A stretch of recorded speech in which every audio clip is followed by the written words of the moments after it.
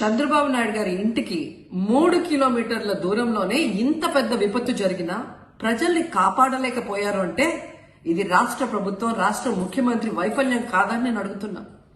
ఈరోజు కరకట్టు మీద ఉన్న అక్రమ కట్టడాలని కాపాడటం కోసమే విజయవాడని ప్రజల్ని ముంచేశారు అనటంలో నిజం లేదా అని నేను అడుగుతున్నా. గంట ముందు ప్రజలకు చెప్పినా వాళ్ళు ముంపు బారిన పడేవారు కాదు.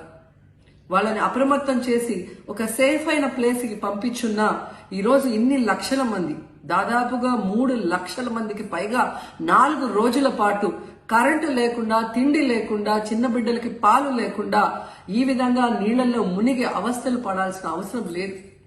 దురదృష్టం ఏంటంటే ఈ రాష్ట్ర ముఖ్యమంత్రి నుంచి మంత్రుల వరకు ఎప్పుడు ఫ్రైడే వస్తుందా, ఎప్పుడు హైదరాబాద్కి వెళ్దామా, లేదా ఎప్పుడు విహారయాత్రలకు వెళ్దామా అని ప్లాన్ చేసుకోవడంలోనే చిత్తశుద్ధిగా ఉన్నారనేది ఈ 5 రోజులు మీరు చూస్తే మీకే అర్థమవుతుంది.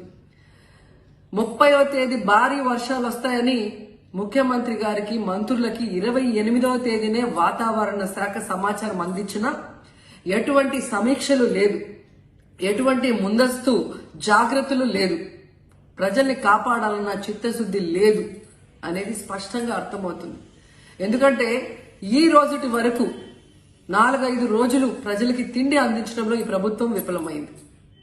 కనీసం ఇది జరిగినప్పుడు సీఎం గారు పనిచేయట్లేదు, వయసు అయిపోయింది. డిప్యూటీ సీఎం గారు, పంచాయతీరాజ్ శాఖ మంత్రి గారు కనీసం తన శాఖను అప్రమత్తం చేసి ప్రజల్ని కాపాడాల్సిన బాధ్యత ఉన్నా ఈ రోజు 5 రోజుల వరకు ఆయన అసలు విజయవాడ వైపే రాలేదు.